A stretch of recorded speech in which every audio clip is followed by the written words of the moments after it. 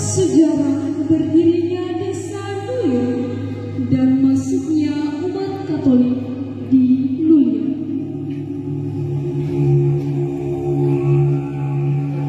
Kehidupan nenek moyang tempo dulu.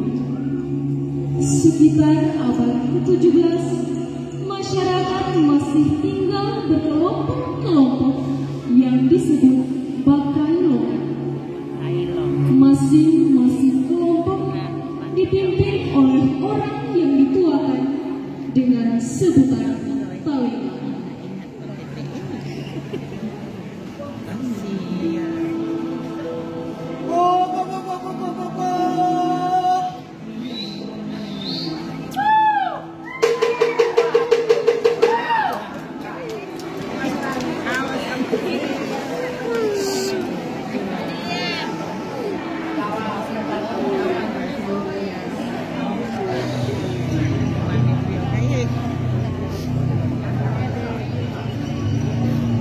Talima ini punya kelebihan khusus atau keahlian tersendiri, yaitu dapat menafsirkan kapan datangnya musuh yang mengganggu mereka. Selain itu pula, ia boleh memindahkan tujuan para musuh tersebut ke arah lain agar mereka terhindar dari bahaya. Dan masih banyak lagi keahlian atau kesaktian dalam kehidupan zaman dahulu dari para Talima tersebut.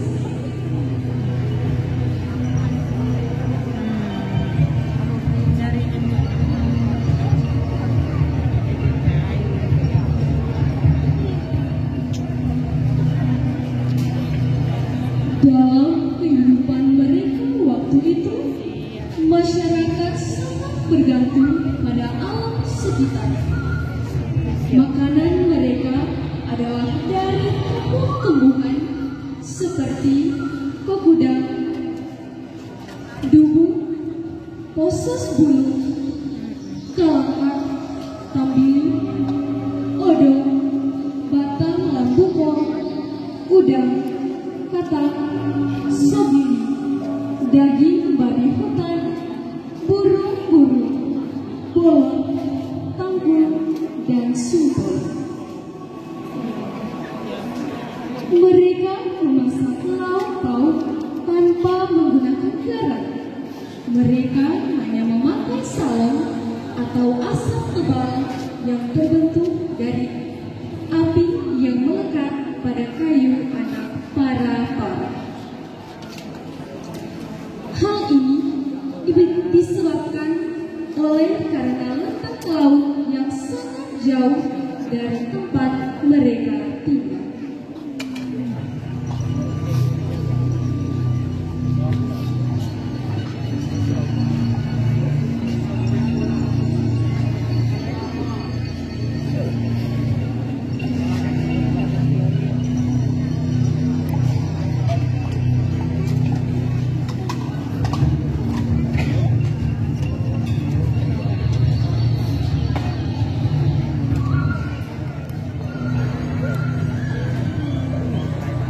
Pakaian mereka belum ada.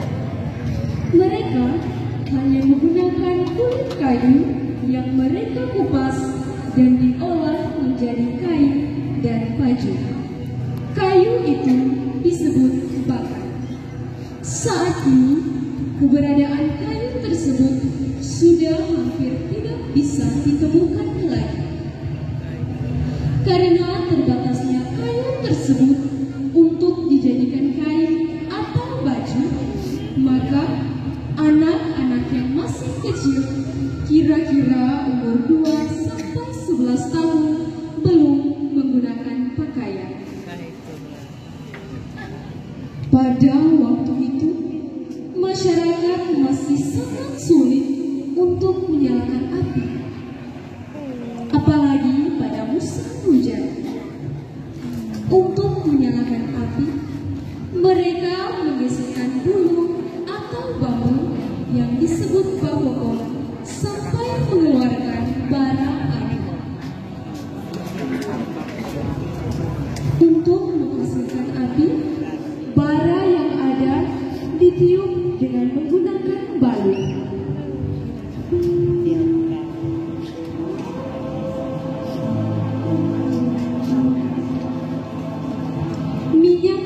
belum ada.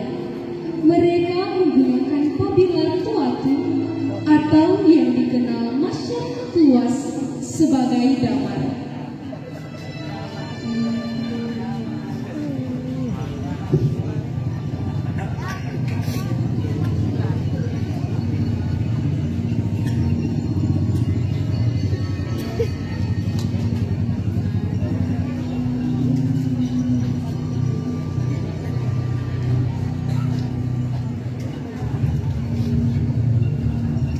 Perlengkapan mandi yang mereka gunakan ialah daun ampas paisu, pucuk balai, daun pinang muda sebagai sabun,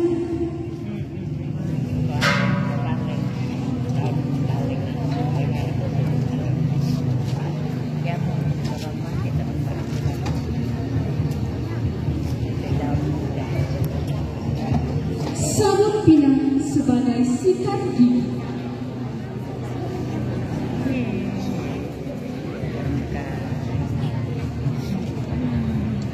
talukuk Napoleon sebagai sampo,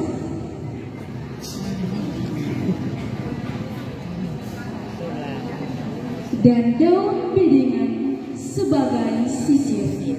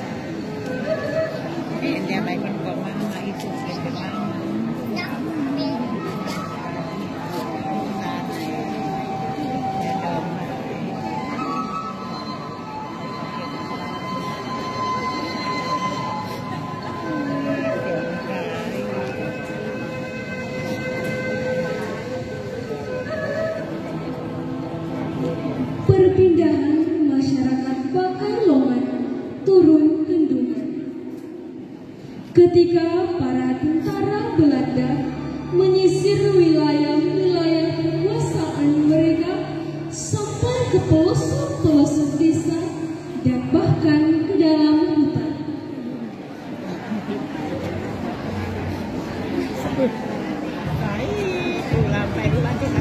Di dalam hutan, mereka menemukan ada orang-orang pribumi yang tinggal di dalam hutan belantara. Para prajurit kemudian meminta para tua-tua kampung atau yang disebut talena untuk berkumpul di satu tempat.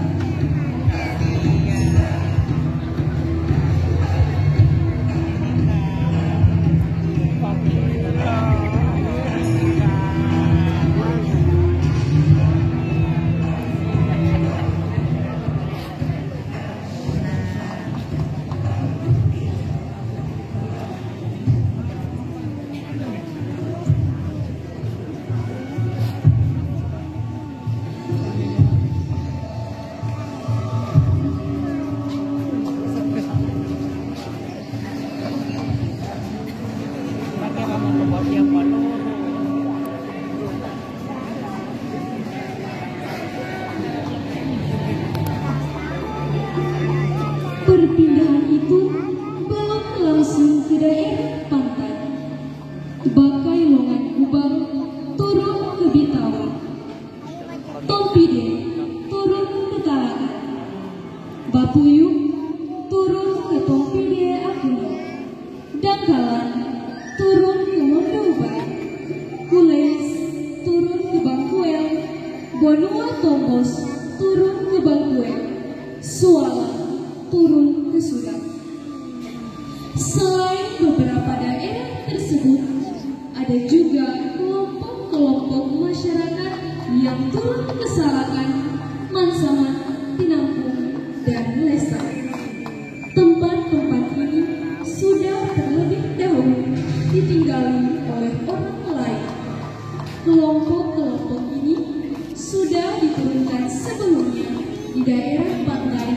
seperti Tomosan, Toboku, Tele, dan desa-desa lainnya.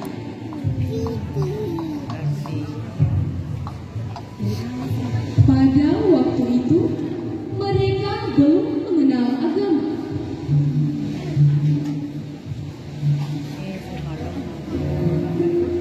Mereka masih mengikuti tata cara atau ritual keagamaan yang mereka satukan kepada tokoh adat mereka.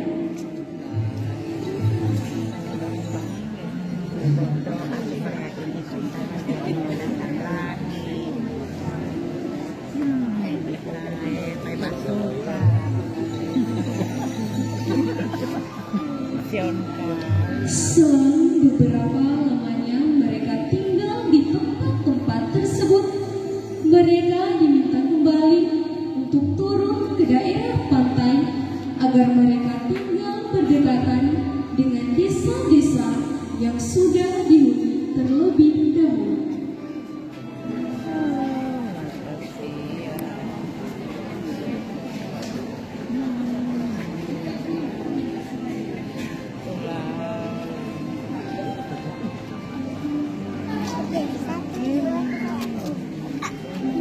Ada beberapa kelompok yang sudah terbiasa ke pantai untuk mengambil air laut dan dijadikan garam.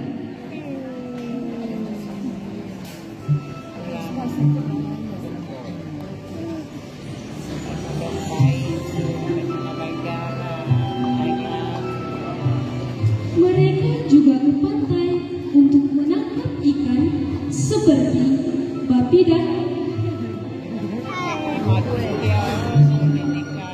batu bele, sok,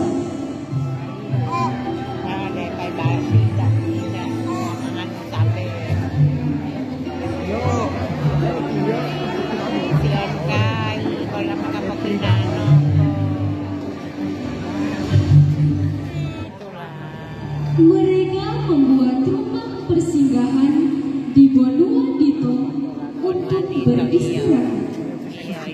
Mereka juga bermalam di sana sebelum mencari kebutuhan-kebutuhan yang diperlukan.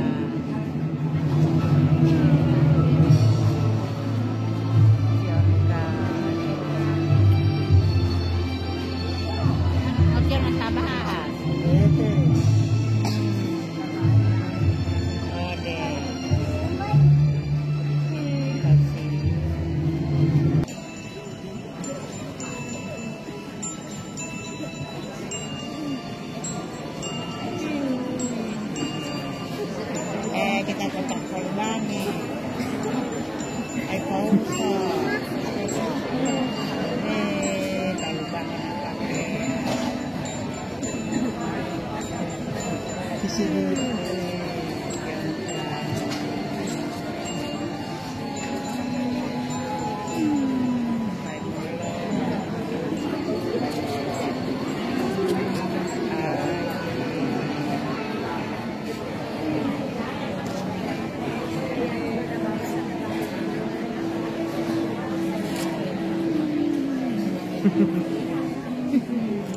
Pada akhirnya, pemerintah Belanda semakin memperkuat perintah untuk setiap kelompok yang masih berada di daerah hutan untuk berkumpul di satu tempat.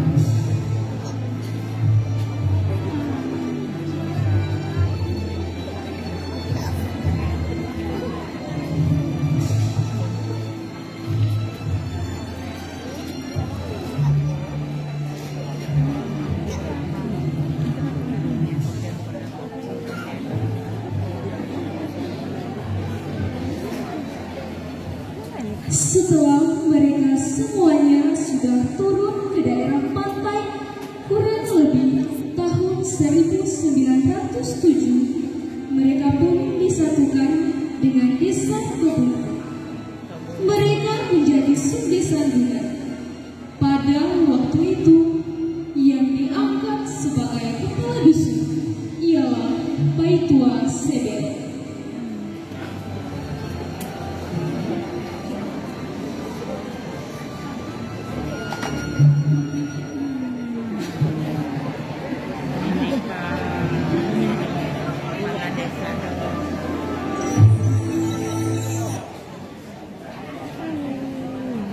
Sebagai masyarakat desa Tobungku, mereka pun mengikuti kegiatan-kegiatan keagamaan Islam.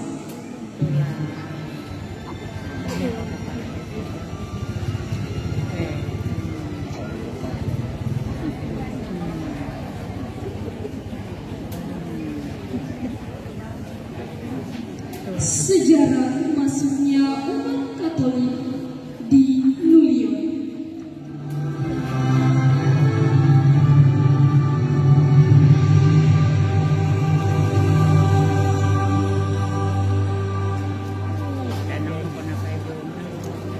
Kurang lebih 14 tahun Tolobindung Koboina Susuno, mereka sebagai subdesa Tobungku, terjadilah kesalahpahaman antara masyarakat Tobungku dan Duren.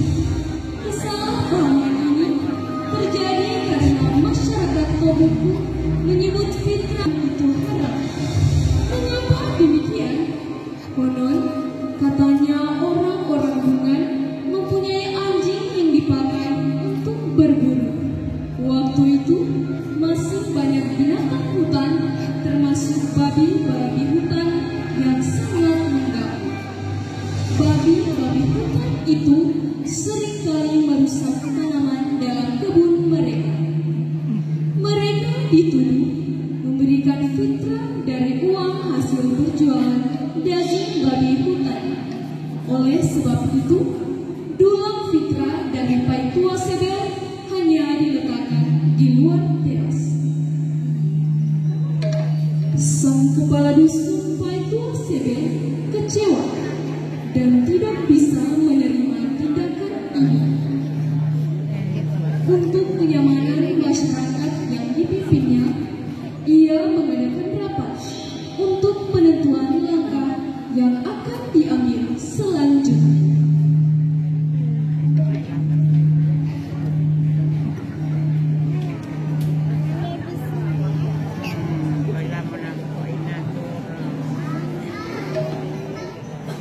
Hasil dari rapat itu memutuskan bahwa mereka akan berpindah agama. Kemudian mereka pergi menghadap kepada Guru Tolyu, seorang yang berada di desa Kanali dan menjabat sebagai kepala sekolah rakyat di Kanali.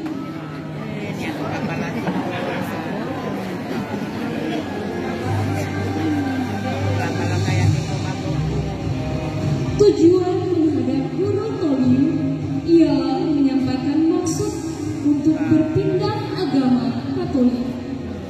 Sesudah pertemuan dan pembicaraan dikenali, Guru Toliu segera menghadap kepada Pastor HKPL MSC sebagai pastor paroki di Sambiu.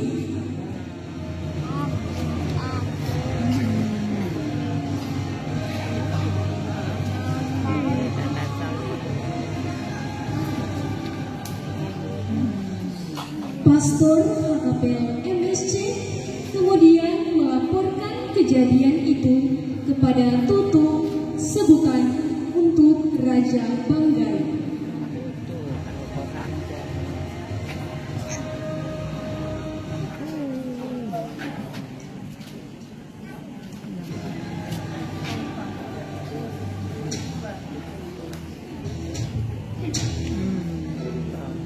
Menanggapi laporan dari pastor, Tutu mengundang pengurus masjid, pemerintah desa Basalo Bebelai, dan tokoh-tokoh subdesa Sandungan, yaitu Paitua Sebe, Tawa Bungadali, dan Tawa Dahlia.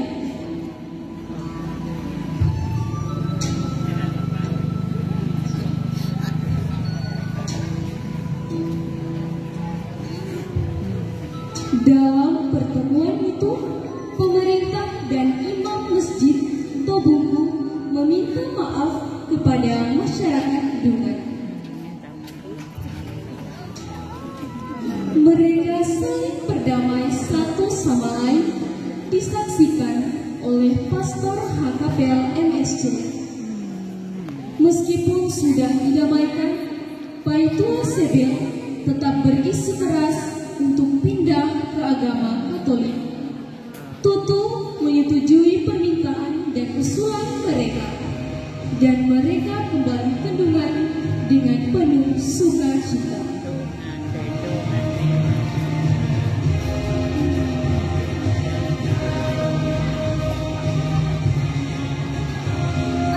Sesampainya di Dungan, mereka langsung mengadakan rapat.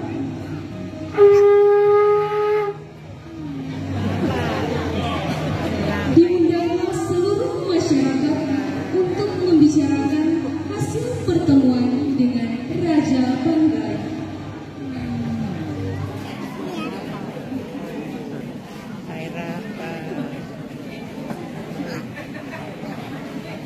Bingkate wala makante kerem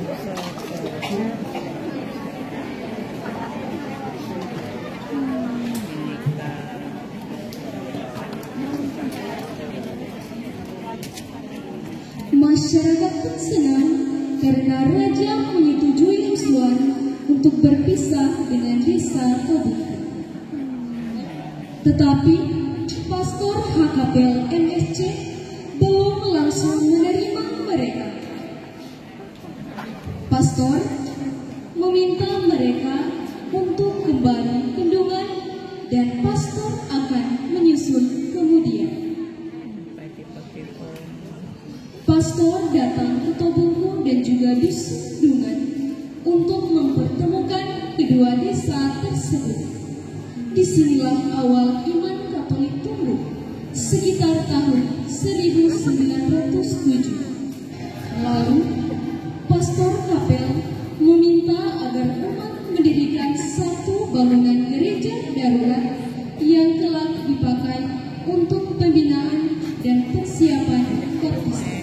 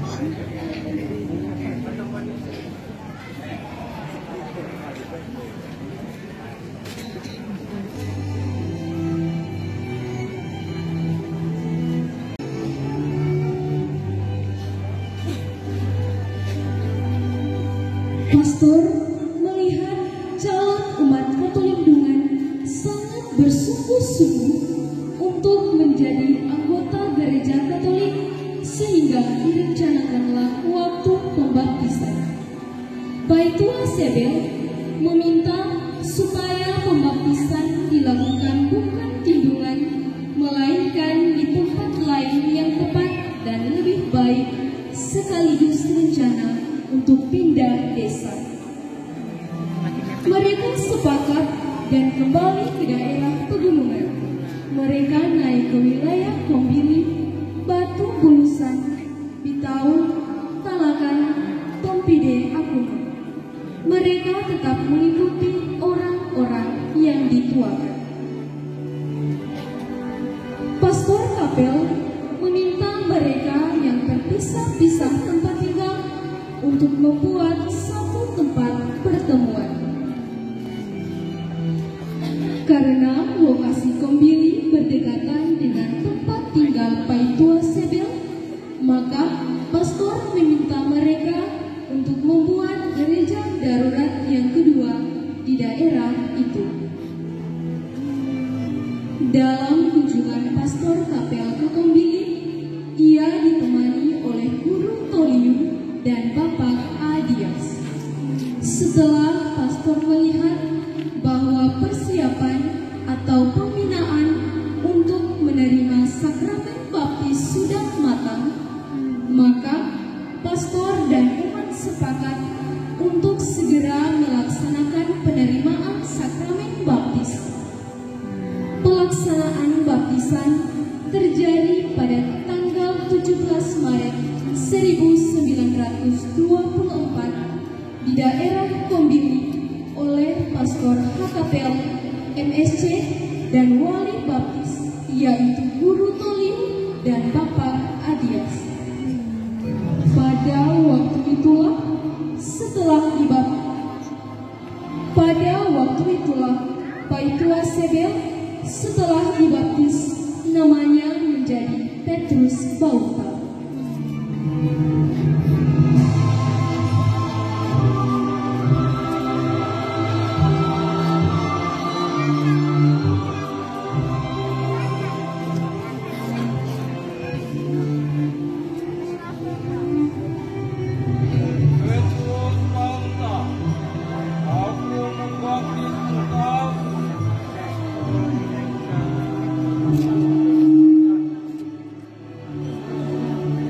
Demi nama Bapa dan Putra dan Roh Kudus. Amin.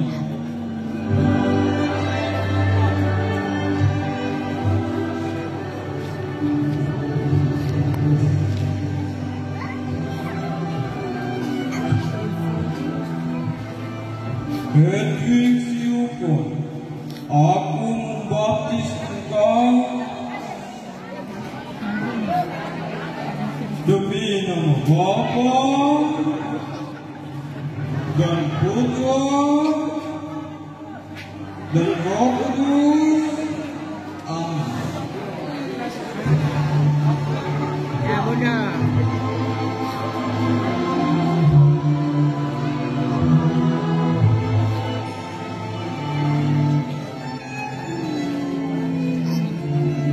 Membelus doa, aku membaptis engkau demi nama Bapa dan Putra dan Roh Kudus. Amin.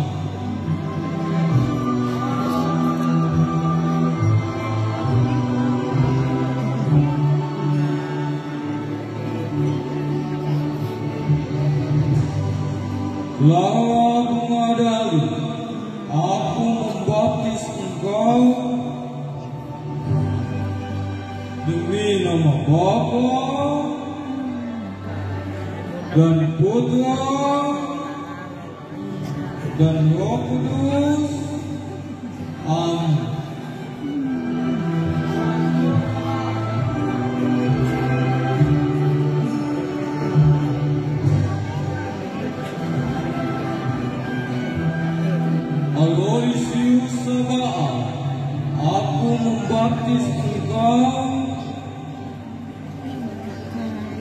demi nama Bapa dan Putra dan Roh Kudus. Amin.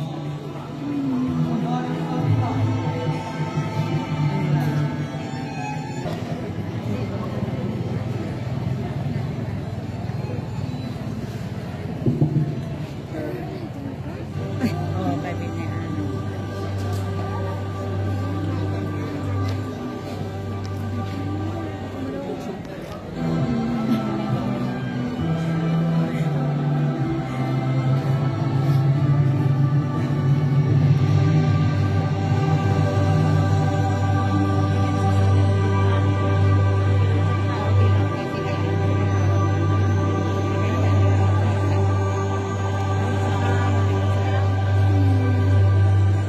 Syukuran baptisan ini diisi dengan tarian petualangan dan juga tari-tarian lainnya selama 3 hari 3 malam.